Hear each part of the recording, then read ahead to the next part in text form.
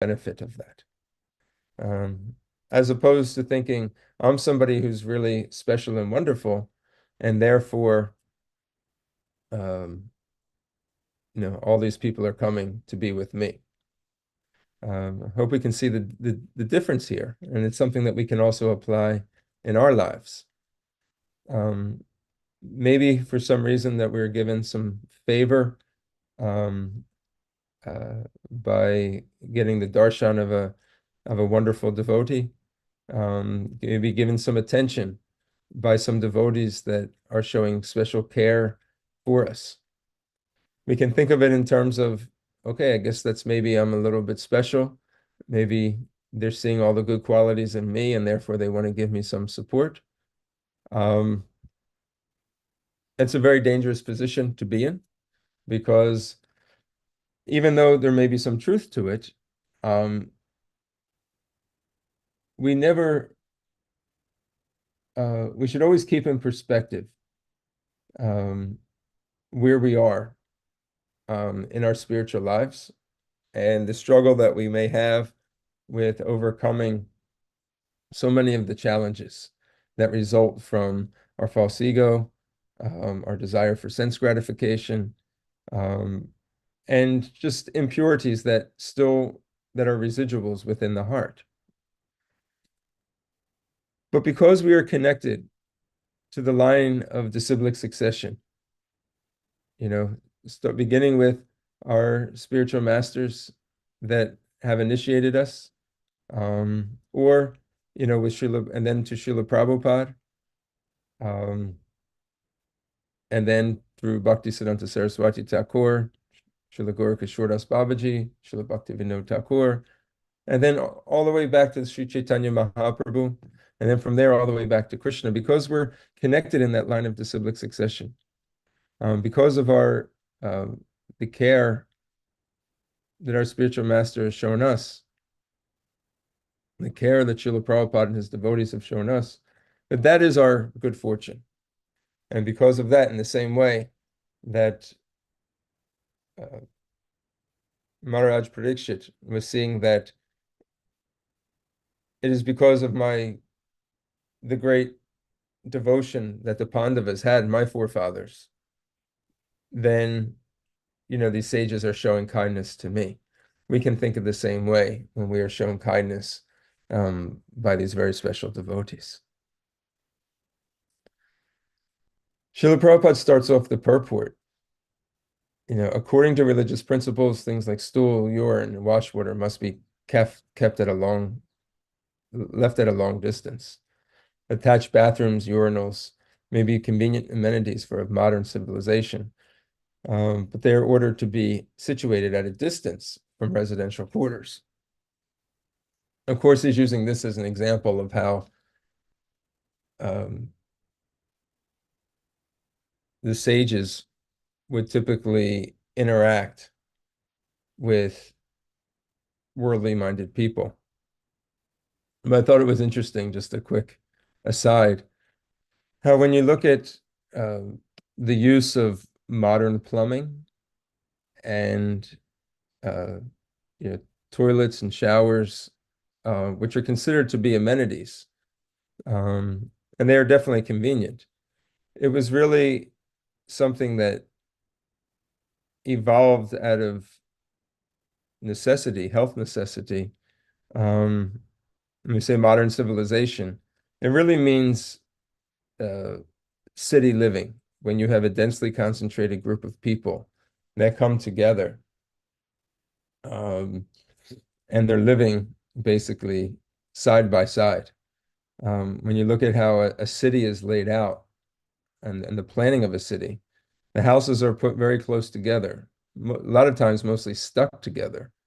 Um, and then in back of you, there's really no land. You're just seeing the back of another house, and then block after block after block. And they organize it that way to maximize the number of people that can live in a particular square footage of land of land, which they call a city or a town.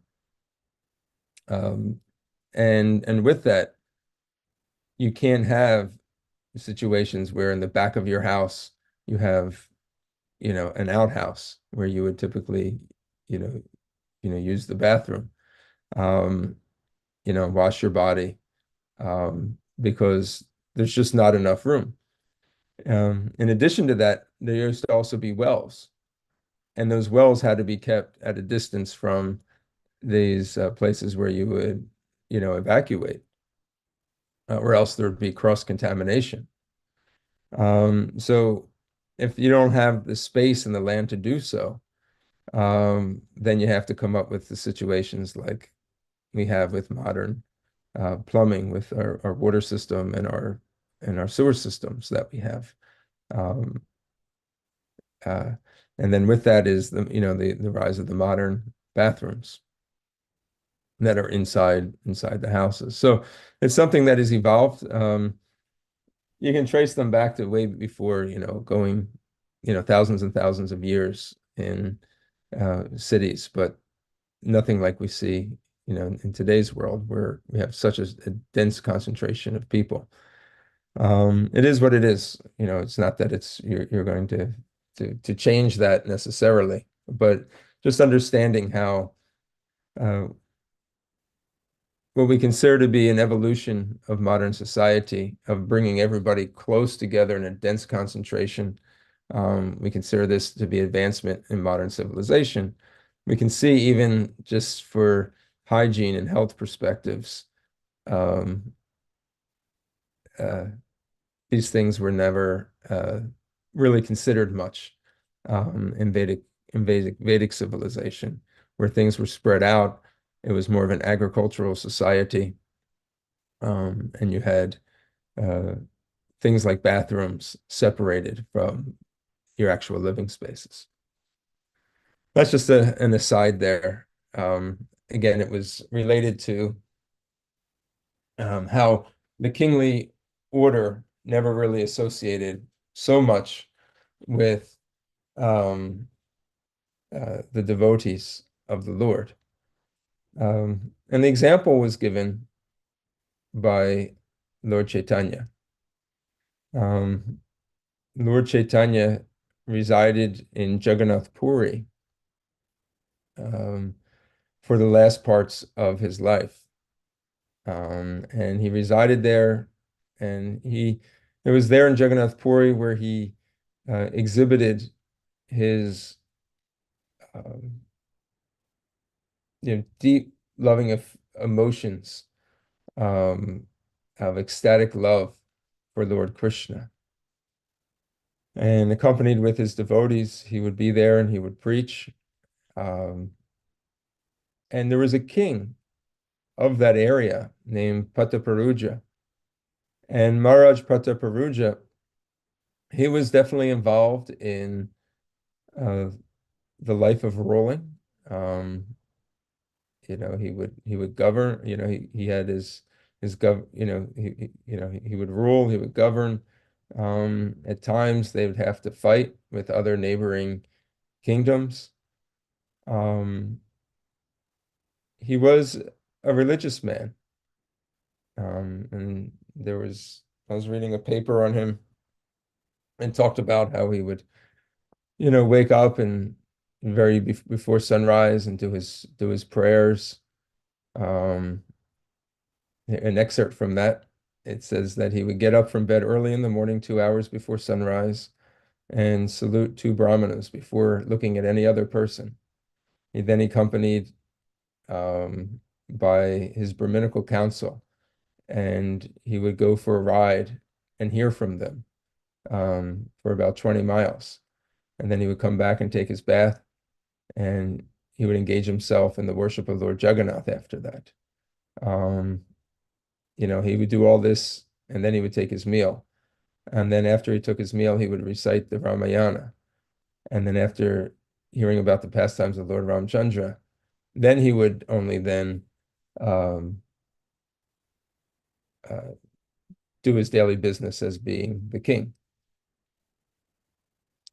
Uh, but when he was the king, he had to do certain activities which were not considered to always be saintly. Um, he took an interest when Lord Chaitanya had moved to Jagannath Puri, and he wanted to meet with Lord Chaitanya. And one of Lord Chaitanya's most closest associates, Ramananda Roy, was actually employed under the king. Ramananda Roy, due to his intense devotion, even though he was uh, according to the caste system, he was considered to be a Sudra. He was actually very highly advanced and a pure devotee of the Lord. So therefore, Lord Chaitanya embraced him and had conversations with him. And Ramananda Roy, followed, he was a devotee and follower of Lord Chaitanya. But Maharaj Prataparuja, upon the request, Lord Chaitanya had rejected. He said that I cannot meet with him. He says he is um, he's a worldly person. And in this case, he's a dollars and cents person, meaning that his focus is not on developing pure love for Krishna, and that he has a responsibility and a duty to do as a king. And sometimes those activities won't always be pious. They won't always be complementary to one's spiritual progress.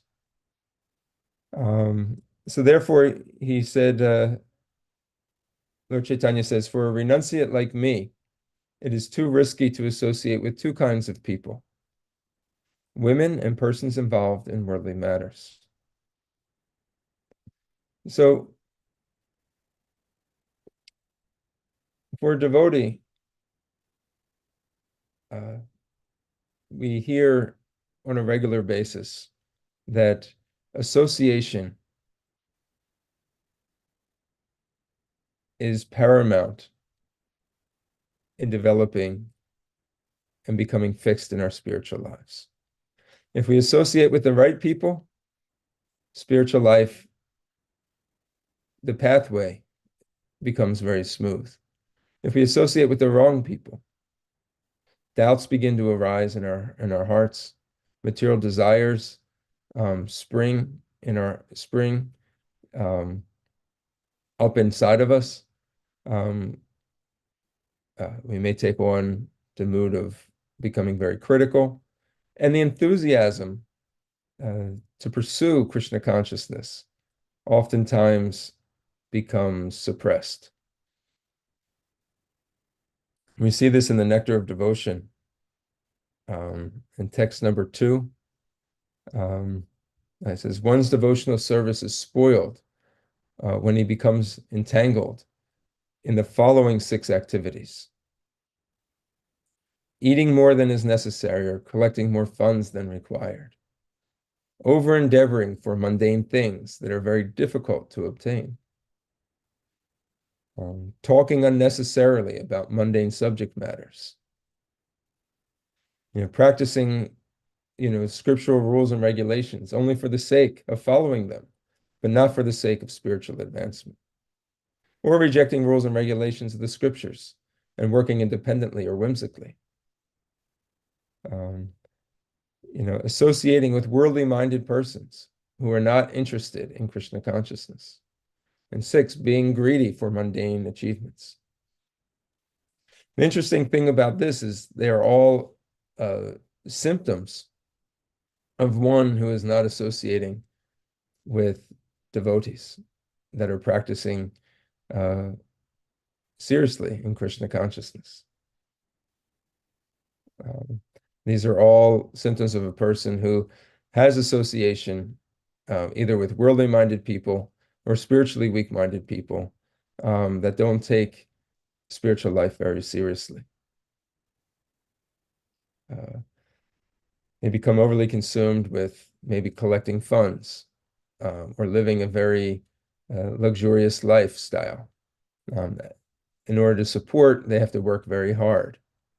sacrificing valuable time that can be given for the use of developing one's Krishna consciousness, over endeavoring in order to achieve mundane things that really are not natural for one to obtain. So therefore, it becomes very difficult and you have to work very hard to do it. In that association, you get contaminated with unnecessarily talk on mundane subject matters. Talk about the movies, you talk about mundane songs, mundane literature, you talk about politics, and you go from one subject to another: finance, the stock market, investments, family matters. Your whole day becomes consumed. And the taste for hearing about Krishna and the teachings of Krishna becomes forgotten, and sometimes even becomes, stale. One no longer has a taste for it. Maybe they'll listen for a short period of time, but then they want to quick turn on the news, turn on the sports, or turn on the politics, or turn on the money, talk. That's what really gives them interest. So we can see that the opposite happens when one associates with uh, uh, devotees who have a richness and an enthusiasm for Krishna consciousness. By associating with such people, we get those qualities. And therefore, in the next verse of the Nectar of Instruction, text 3, it says, there are 6 principles favor for the execution of pure devotional service: being enthusiastic, endeavoring with confidence, being patient, acting according to the regulative principles, abandoning the association of non-devotees. And then the last is following in the footsteps of the previous acharyas. When we do this, we are undoubtedly assured complete success in pure devotional service. Just like the other is qualities that are symptoms of a person with bad association, these qualities, enthusiasm, confidence in devotional life, patience, conviction, and discipline to follow the regulative principles of devotional service, all comes by following in the footsteps of great devotees and associating with devotees who emulate their behavior. In a practical way, we can actually experience this. When we're around saintly individuals, their energy, their Shakti, their Bhakti Shakti is present. And we can absorb that, and we can be part of that, and we can live in that. And similarly, when we're around bad association, it's like eating junk food. It may feel good at first. Our tongue becomes so attracted to what feels good, the tongue and the throat. We eat junk food. But then hours later, we just think, oh my gosh, what did I just fill myself with? Your stomach hurts, especially as you get older. You think your stomach hurts, your energy level is low, and you think, oh, I'm not doing that again. But while you took it, you felt felt really, really good. Krishna says that's the mode of passion. It actually feels like nectar, but it's really poison that you're ingesting. And that is bad association. So Lord Chaitanya was very careful and wanted to set the example as the ideal sannyasi. Even though he was very liberal in the sense of propagating the Sankirtan movement and encouraging everybody, regardless of their birth, their status in life, their socio-religious affiliation, their gender. He engaged everybody in the chanting of the Lord's holy names, but taking personal association of As a sannyasi, he was very strict. And this is an example of such, that even the king who wanted to come see him, he wasn't thinking, okay, well, if I preach to the king, we'll get some good PR and public relations, and that'll be good for the Sankirtan movement. They'll write a newspaper article about us. He wasn't thinking along those lines. He was thinking that I have uh, a uh, I have to uphold the order of sannyas, and I want to set the example that we have to be careful who we associate with. And if we overly associate with people who are worldly minded, this could be the cause of our being separated from the Lord. We can become too attached to these things. Similarly, with women, um, and the same thing could be said, women for men. Um, too much association creates temptation. Those temptations, um, again, could lead us down a path that will disconnect us from the process of Krishna consciousness and cause difficulties in our spiritual lives. So therefore, we have to, following the example of Lord Chaitanya, we have to take these things with consideration and be serious about them. Now, of course, he was a sannyasi. Those that are grihastas, there's a little bit more of um, a leeway for interacting. You have occupations and jobs, and you have to interact with worldly people. But the idea is that when we interact with people, um, we do our business that's necessary. We're nice. We're congenial. We're gentlemen and ladies. We're honest. We carry ourselves with the principles that we hear about in our scriptures. If the opportunity is available to share some things to help somebody, and share the message of Krishna, we do so. But if not, we're not overly attached. We give some association, we do our business, and then we move on. We don't set our roots, you know, in the lifestyle um, that is oftentimes encouraged, by our co-workers, etc. We have our own lifestyle. They'll appreciate us, um, and we live the life of who we are. Um, so something interesting happened then. Uh, Maharaj Prataparuja was determined. He uh, he really had a desire to meet Lord Chaitanya. So a couple things happened. Lord Chaitanya was also testing his resolve to see how deeply Maharaj Prataparuja wanted to actually associate with Lord Chaitanya. Was he going to become mad and say, I am the king? How could he deny my request? But instead, Maharaj Prataparuja's, he didn't think that way, and his intensity became more strong.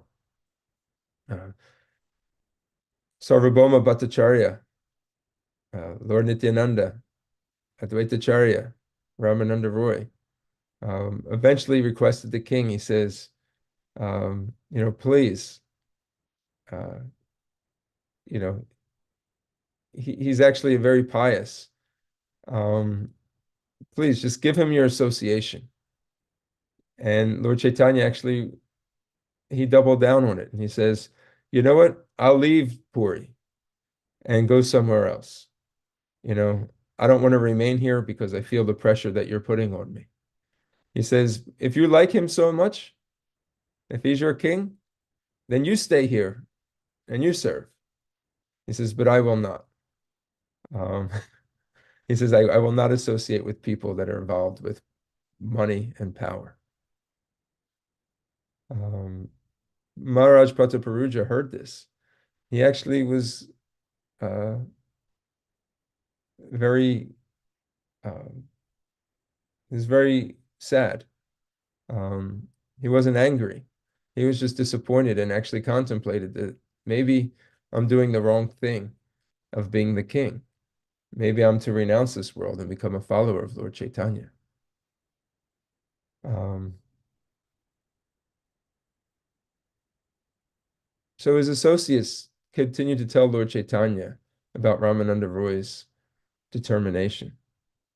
And they convinced him to actually, if you don't want to give him your association, what if we take one of your chatters and we give the king one of your chatters?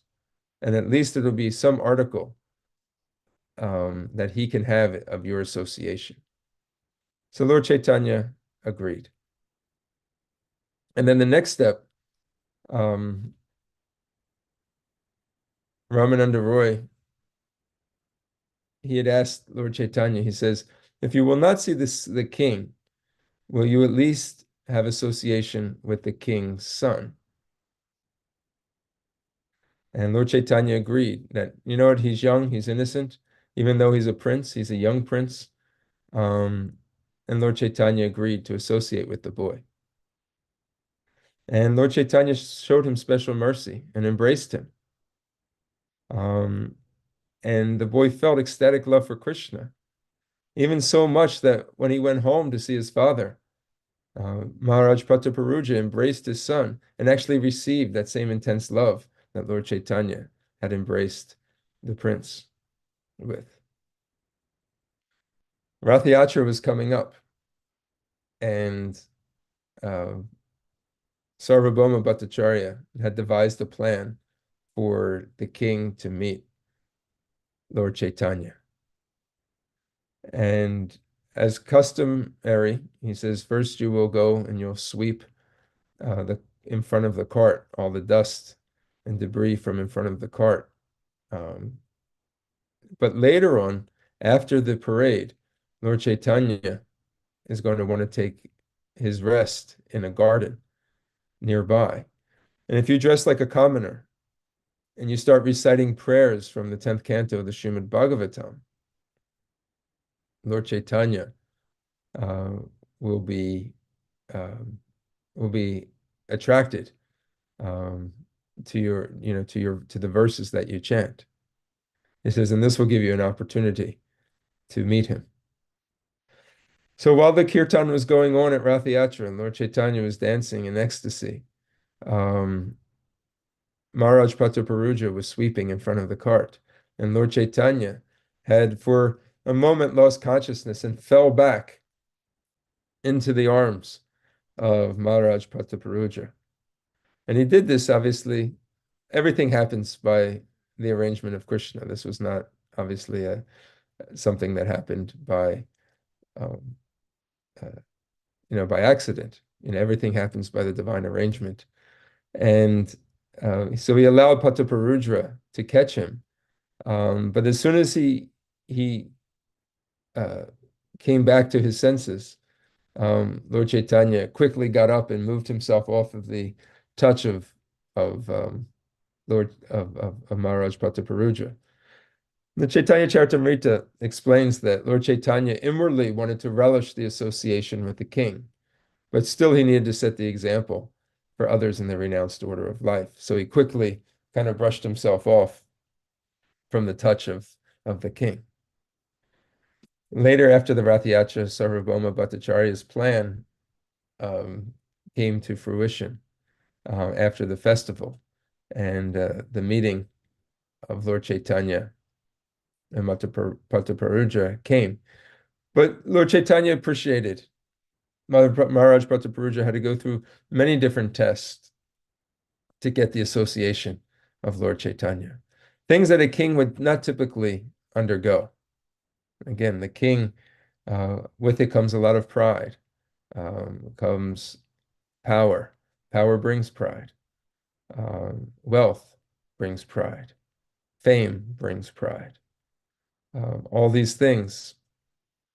But Maharaj Prataparuja, in this example, also exhibited renunciation, that he wanted to give it all up for the service of Lord Chaitanya.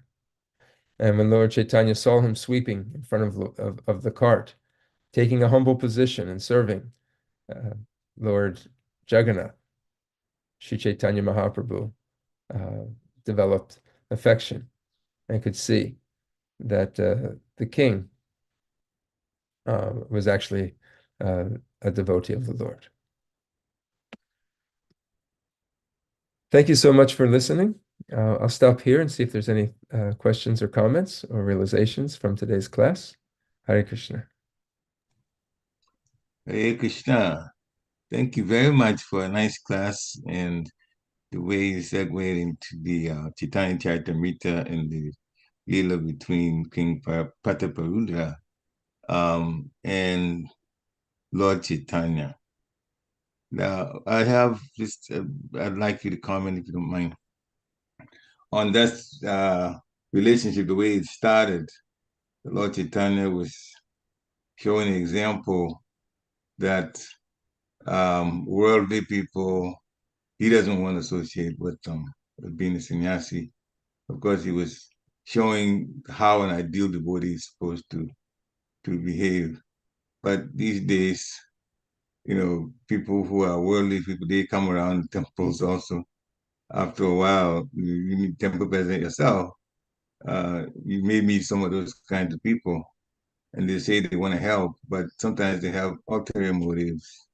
Sometimes they come to the temple because they want blessings, they want puja, they want some material prosperity to continue, and they come to the temple hoping to get that.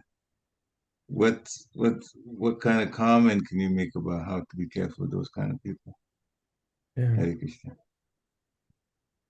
Thank you, Prabhu. That's a nice question. It's something that I've been thinking about for some this past couple of weeks because um, and it kind of comes together here is that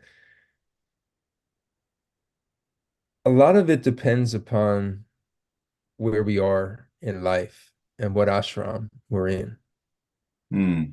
Um, Lord Chaitanya is a sannyasi. So in the sannyas, that is the head of the spiritual ashrams. And they are to be the teachers, the examples, the educators, and the ones that give guidance. He was also, a Brahmin, a priest, he's, Brahmin, sannyasi. So, um, however, if a person is, say, a grihasta, and maybe they're involved in different types of activities, and even in preach, so that lifestyle is more conducive for entertaining those types of things. Um, um, you won't always be there. It's a transitory thing in life.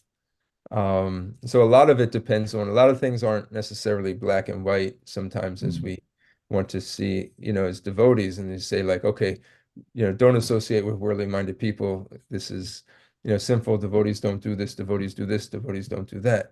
But a lot of it has to do with where that devotee is, one in his life in terms of ashram. Another has to do also with where that devotee is in terms of his spiritual advancement as a Kanishta, Madhyam, or Uttama Adhikari, and one's attachments um, Hmm. in association with those stages of life under Hmm. guidance. Now, a person's service may actually be, like for instance, like ISKCON has a communications ministry. And they would view things from a different perspective. Hey, this is a great opportunity for being able to get the message of Krishna consciousness out into the world in a positive light. And therefore, we have to do interviews and we have to accept, develop relationships with people in government. And these are all good things, but the question is, who are the ones doing that? In the movement. Is it people that are um, uh, because in order to do that, you may have to talk about sometimes worldly minded, or not worldly minded, but uh, positions on world views, and you may have to sometimes enter into the realm of the so-called mundane in order to bring out a spiritual principle. So ideally, um, uh, so the Uttamadhikari can do anything, right? He can come down to the level of a Madhyamadikari. He can be completely renounced from everything. He can preach, and he can also be. Um, but ideally, this type of work is done for those that are involved in the preaching, and that can, you know, use their spiritual strength and discriminatory power of intelligence to be able to determine the, you know, uh, kind of the right from the wrong, so they don't become overly attached and entangled. One is too maybe new to Krishna consciousness. They may become enamored. Oh my gosh, I'm meeting the mayor, and they're getting a photo op and they're posting it, and they're thinking they're actually doing it, and this is something of their own. And they may become enamored by the prestige and things like that. Um, Uh, they're just some thoughts I had on that subject. Um, Thank you very much. It's what I picked up was it depends on the ashram you're in, especially sannyasis have to be very careful. I guess that's why Lord Chaitanya behaved the way he did. Even though, because when I was asking the question, I was also thinking, but you yourself read the way the king starts his day. He wants to meet Brahmins first and we hear about we're 20 miles, 20, was it 20 miles? Yeah, I think you said, for yeah, being with them. And so, well, that's why I asked the question, because how that association with how we should, these days, the way things are going in Kali Yuga, how we should just deal with this. Because they'll come to the temple, those people, and they are thinking in terms of fruitive activities. So we have to be really careful. yeah. Hare Krishna. Thank you anyway. Hare Krishna. Thank you. And like obviously with Lord Chaitanya, he's the Supreme Personality of Godhead himself. He wasn't going to become attached, um, Mm, but in setting the example that if you they if you come in too close of contact and that those people are seen, being in yeah. contact with you, the temptations can arise, and you should never think yourself too strong, too spiritually strong that you can't be um uh Swept up by yeah, this swept kind up. of. Mm, I'll tell a quick story about okay. Gurudev, His Holiness Bhakti Tirtha Maharaj. I was driving him one time, and we were going to a radio program in Philadelphia. And Mm, I was very new, still new, but newer in my Krishna consciousness. And I'd asked him about, you're engaged in a lot of communications with people at that time, it was the New Age community, Afrocentric New Age community. And you do a lot of different, and we were coming back from a radio show. I said, it's not directly connected with Krishna consciousness. You're talking about psychology and different types of international policies and how they affect, you know, life. And he always tied it back into to spirituality, but sometimes he started at a level where they could get on to. Um, so I'd asked him, um, how do you manage this, like in Krishna consciousness? And I forget the exact words I said, but I remember what he said.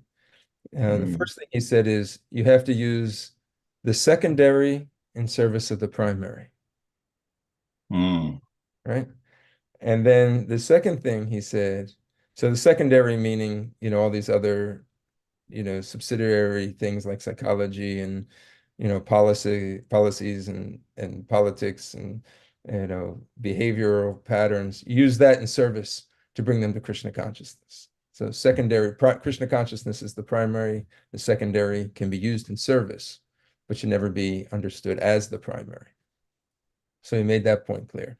Second point he made was, um, I have to pray so intensely to Srila Prabhupada to keep me protected, because what I'm doing is I'm putting myself at risk in associating with these people. I have to pray so intensely to Srila Prabhupada so that I remain strong to be able to mm, do his work.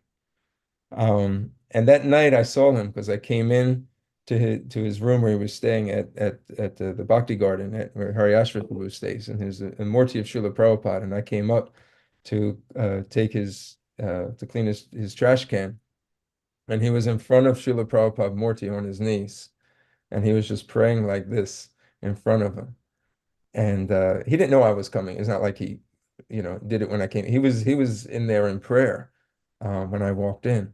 And it was just after he told me that earlier that day. And I could see that in order to do these activities, you have to be very spiritually strong so you don't get swept up. And I, Mm. by his personal example, I could see that um, he took it very seriously. Thank you very much for the story to even illustrate more. This is what you just shared with us. Thank you very much.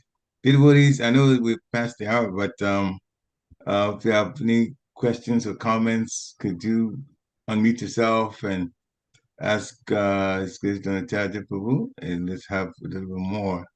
And I know he's got to go to work too, but we'll just see if maybe he can spare a few more minutes. So, devotees, if you want to unmute yourself and ask a question or share a takeaway, you may do so now. Hare Krishna. Haribol Dronacharya, please accept my humble obeisance, August of Prabhupada and Gurudev. So, yeah. Really like your last points, Drona. It's really, really making me go really deep and think about it. Because for a spiritual master to preach and knowing that what he's preaching, taking secondary to primary, that was a really important point.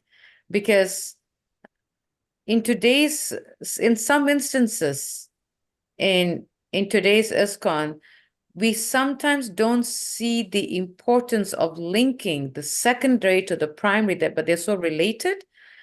The secondary is not primary, but we don't see the connection, that therefore we think it's Maya. So how can what is the fine line, or is there a fine line, Prabhu? Yeah, you have to be educated and empowered if you're going to do uh, that style of preaching.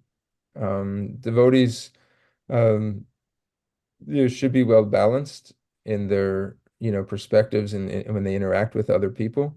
But if you're going to take a certain particular message, and there are devotees that are expert in these things, like say the environment, an environmental, crisis that we go through, or a healthcare crisis, or um, mental health, just to name a few. These are all kind of secondary issues. Um, but making them relevant of how there's a Krishna conscious solution to each of those. If you're not educated in those fields and you try to speak on them, then you're going to look a little bit foolish and you'll just kind of be seen as um, insincere. It's not necessary to do that for every devotee. Representing Krishna consciousness as it is, presenting Srila Prabhupada's books as it is, and the points in Srila Prabhupada's books as it is, and our realizations of how Krishna consciousness works in our life um, is sufficient for the most part.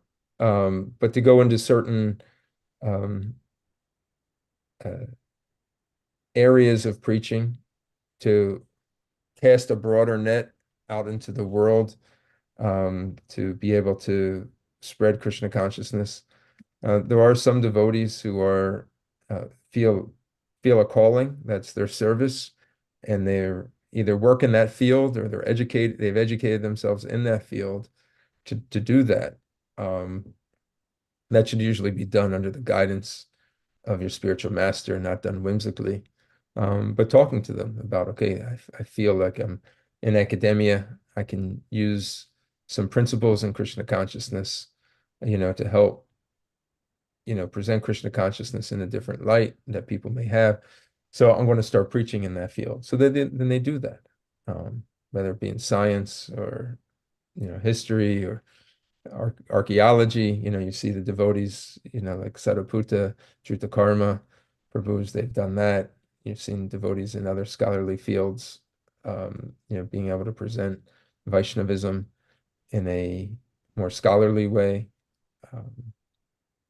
In the environment, you have devotees doing that. So it's not necessary for every devotee to say, okay, I have to do that and I'm going to start studying that. But devotees under the guidance of their spiritual master, Srila Prabhupada at one point called all the scientists together because he wanted to embark upon the Bhaktivedanta Institute, which would represent Krishna consciousness, to the scientific community.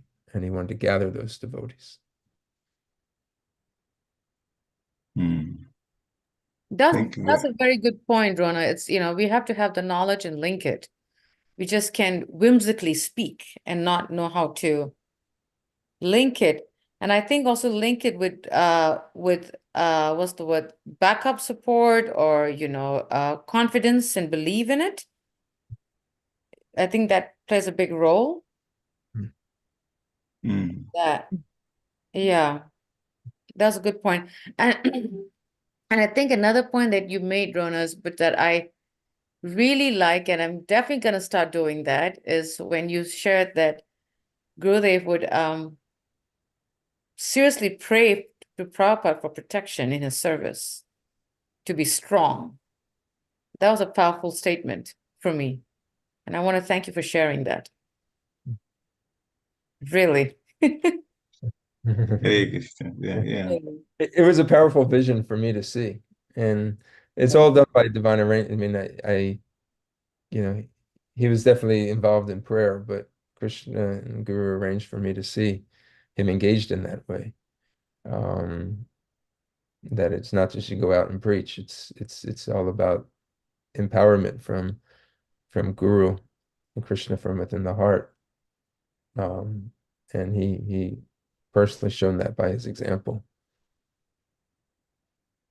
God, thank you very much. Thank you very much. It's all subtle things are very important things that makes us get a better sense of how to handle different situations in spiritual life. There's so many aspects to it.